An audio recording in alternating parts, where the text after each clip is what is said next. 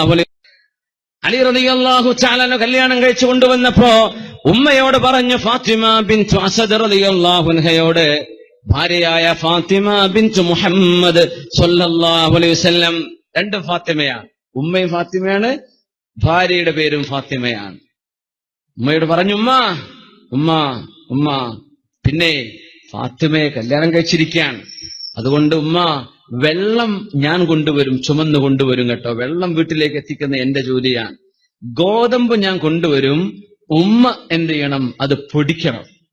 ഫാത്തിമ അത് ചുട്ട് വൃത്തിയാക്കി ബാക്കി കാര്യങ്ങളൊക്കെ ഫാത്തിമ ചെയ്യും. പോരെ, മതി മോനെ. ഉമ്മാക്കൊരു പണിയായി, ഭാര്യയ്ക്കൊരു പണിയായി, വളരെ റാഹത്തായി. ഉമ്മ നല്ല ആരോഗ്യമുള്ള 50 വയസ്സായ ഉമ്മയാണ്. മോൻ ഭാര്യയെ കൊണ്ടുവന്ന പിന്നെ ഉമ്മ ഇരിക്കുകയാണ്. ഇനി ഞാൻ ഒന്നും തരാൻ പാടില്ലല്ലോ. ഉമ്മാന്റെ വിചാരം ഇനി പറഞ്ഞിട്ട് കറാഹത്തോ ഹറാമോ ആണെന്നാണ് വീട്ടിലെ ജോലി എടുക്കല്. അങ്ങനെയല്ല, ആ വീട്ടിലെ ആ പെണ്ണിനെ സഹായിക്കണം. അലി റളിയല്ലാഹു അൻഹു പറയാ, ജോലി ഡിവൈഡ് ചെയ്തെടുക്കണം. മുത്തുനബിയോട് വന്ന് ചോദിച്ചു, നബിയേ, ഒരു പെണ്ണ് വന്ന് ചോദിച്ചു, നബിയേ, ഒരു പെണ്ണ് ഏറ്റവും കൂടുതൽ കടപ്പെട്ടിരിക്കുന്നത് ആരോടാ നബിയേ? തങ്ങൾ പറഞ്ഞു, സൗജഹ, അവളുടെ ഭർത്താവിനോട്. അപ്പൊ ഭർത്താവോ നബിയെ? ഭർത്താവിന് ആരോടാ ഏറ്റവും കൂടുതൽ കടപ്പാട്? ഉമ്മഹു, അവന്റെ ഉമ്മയോടാണെന്ന് റസൂലുള്ളാഹി സ്വല്ലല്ലാഹു. അപ്പൊ പെണ്ണ് ചിന്തിക്കണ്ട, എന്നെക്കാൾ ഉമ്മാനോട് ഭർത്താവിന് സ്നേഹമുണ്ടല്ലോ. അതെന്താണെന്നറിയോ? ഭർത്താവിന് ബാധ്യത ഉമ്മയോടാണ്, നിങ്ങൾക്ക് ബാധ്യത ഭർത്താവിനോടാണ്. ഇത് രണ്ടാണ് മനസ്സിലാക്കിയ വിഷയം തീർന്നു. ഒരു ഭാര്യ ഏറ്റവും കൂടുതൽ ആരെയാ അനുസരിക്കേണ്ടത്? ഭർത്താവിനെയാണ്. അള്ളാഹു പറയുന്ന വിഷയത്തിൽ, അള്ള പറയുന്ന വിഷയമല്ലാത്തത് ഭർത്താവ് പറയുന്ന ഇനി മുതൽ തലയിലും തട്ടടണ്ട, അതനുസരിക്കേണ്ട ഒരു കാര്യമില്ല.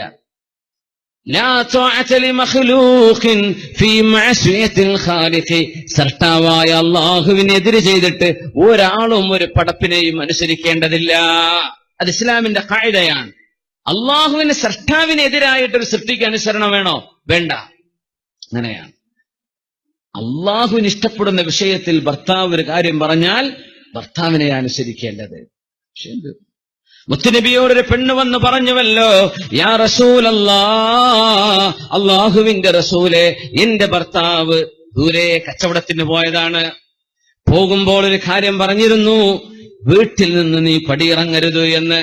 നബിയെ, എന്റെ ഉപ്പാക്ക് സുഖമില്ല നബിയെ, ഉപ്പ മരിക്കാറായിട്ടുണ്ട്, എന്റെ ഉപ്പയെ ഞാനിന്ന് പോയി കണ്ടോട്ടെ. നബിയോട് വന്ന് ചോദിച്ചു. അനസ് റളിയല്ലാഹു അൻഹു റിപ്പോർട്ട് ചെയ്ത ഹദീസ്, സ്വഹീഹായ ഹദീസാണിത്. എന്റെ ഉപ്പാനെ പോയി കണ്ടോട്ടെ നബിയെ. ഭർത്താവ് പറഞ്ഞിരുന്നെന്ത്? വീട്ടിൽ നിന്ന് പുറത്തിറങ്ങരുത്. ഞങ്ങളുടെ മറുപടി എന്താണെന്നറിയോ? ഇത്തഖില്ലാഹ് വഅതീഇ സൗജകി, മോളെ, നിങ്ങൾ അള്ളാഹുവിനെ സൂക്ഷിക്കുക, നിങ്ങളുടെ ഭർത്താവിനെ അനുസരിക്കുകയും ചെയ്യുക. എന്ന് പറഞ്ഞാൽ എന്താ? പോണ്ടാന്ന്. സ്വന്തം വാപ്പാക്ക് സുഖമില്ലായിട്ട് പോണ്ടാന്നോ? അതെ, അങ്ങനെ ഒരു ഭർത്താവ് പറയേണ്ടതില്ലായിരുന്നു. ഇനി പുറത്ത് എന്തെന്നെ അനുഭവിച്ചാലും പുറത്തു പോകാൻ പാടില്ല, അങ്ങനെയൊന്നും പറയരുത്. ഇങ്ങനത്തെ വിഷയങ്ങളൊക്കെ ഉണ്ടാവൂലേ? സംഗതിയിൽ ആ ഭർത്താവ് അങ്ങനെയാ പറഞ്ഞത്, നീ പുറത്തിറങ്ങരുത്. തങ്ങളുടെ മറുപടി എന്താ? അള്ളാഹുവിനെ സൂക്ഷിച്ചോളൂ, നിങ്ങൾ പോവണ്ട, ഭർത്താവിനനുസരിച്ചോളൂ. പെണ്ണ് പോയില്ല.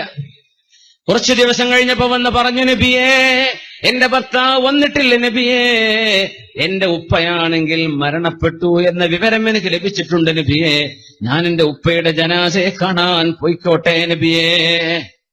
ഹബീബായ നബി തങ്ങളുടെ മുമ്പിൽ വന്ന വിഷയമാണിത്. നമ്മൾ മനസ്സിലാക്കണം, പെണ്ണുങ്ങളെ, ആണുങ്ങളെ, നിസ്സാരമായ വിഷയങ്ങൾക്ക് കുടുംബ തർക്കങ്ങളായി ത്വലാഖിലേക്ക് പോകുന്നവർ, അള്ളാഹുവിന്റെയും റസൂലിന്റെയും നിയമം എന്താണ് ഇവിടെ? നമ്മളതാ പരിശോധിക്കേണ്ടത്.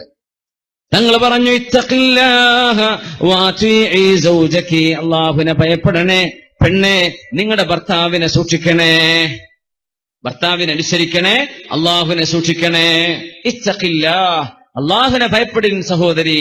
വഅതീഇ സൗജകി, ഭർത്താവിനെ അനുസരിക്കുകയും ചെയ്യുക. അപ്പയെ കാണാൻ പോകാൻ പറ്റിയോ? ഇല്ല.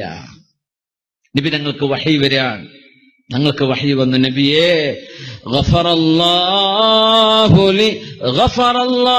ലി അബീഹാ ബിത്വാഅതിഹാ സൗജഹാ, നബിയേ, സ്വന്തം ഭർത്താവിനനുസരിച്ചതിന്റെ പേരിൽ ആ പെണ്ണിന്റെ വാപ്പാക്ക് അല്ലാഹു പുറത്തു കൊടുത്തിരിക്കുന്നു എന്ന് നബി ഞങ്ങൾക്ക് വഹി വരുന്നു.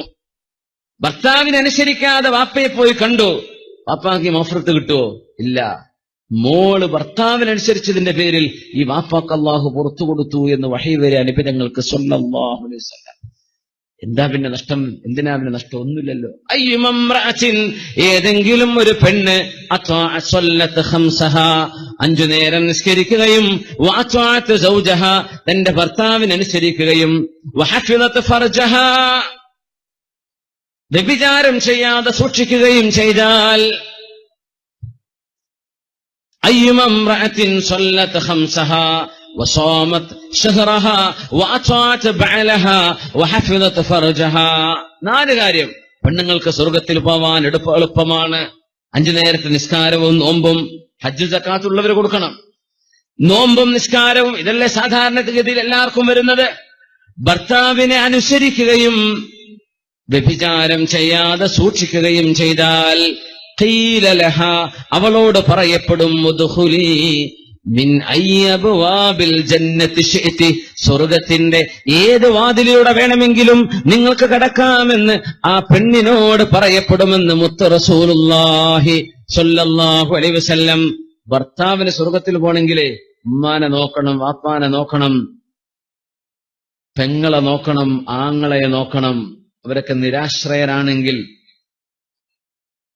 ഭാര്യയെ നോക്കണം, മക്കളെ പഠിപ്പിക്കണം, മക്കളെ ഇതൊക്കെ ചെയ്താലേ ഭർത്താവിന് പോകാൻ പറ്റുള്ളൂ. പെണ്ണിന് പോവാൻ എളുപ്പമാണ്. അതുകൊണ്ട് സഹോദരിമാർ, നിങ്ങൾക്ക് അള്ളാഹു തന്ന വലിയൊരു പ്രിവിലേജ് ആണിത്. അള്ളാഹു സുബ്ഹാനഹു വ തആല നിങ്ങൾക്കത് തന്നത് ഏറ്റവും നല്ലൊരു കുടുംബത്തെ തർബിയത്ത് ചെയ്ത് വളർത്താൻ വേണ്ടിയുള്ള സൗകര്യത്തിനാണ്. അതുകൊണ്ട് ഇൻഷാ അള്ളാഹ് നമ്മുടെ മക്കൾക്ക് നല്ലത് പഠിക്കുകയും നമ്മെ കണ്ട് പഠിക്കാൻ അവസരമൊരുക്കുകയും ചെയ്യുന്ന രീതിയിൽ മാതൃകളായി മാറുക. അള്ളാഹു നമ്മെ അനുഗ്രഹിക്കട്ടെ. ആമീൻ യാ റബ്ബൽ ആലമീൻ. صلوا على النبي محمد وآله. اللهم صل على سيدنا محمد وعلى آل سيدنا محمد وبارك وسلم عليه. اللهم صل على سيدنا محمد وعلى آل سيدنا محمد وبارك وسلم عليه. ഒരുപാട് സ്വലാത്ത് നമ്മുടെ ഹബീബിന്റെ ഹളറത്തിലേക്ക് എത്തും. അള്ളാഹു എത്തിച്ചു കൊടുക്കട്ടെ. അവിടുത്തെ അള്ളാഹു സന്തോഷിപ്പിക്കട്ടെ.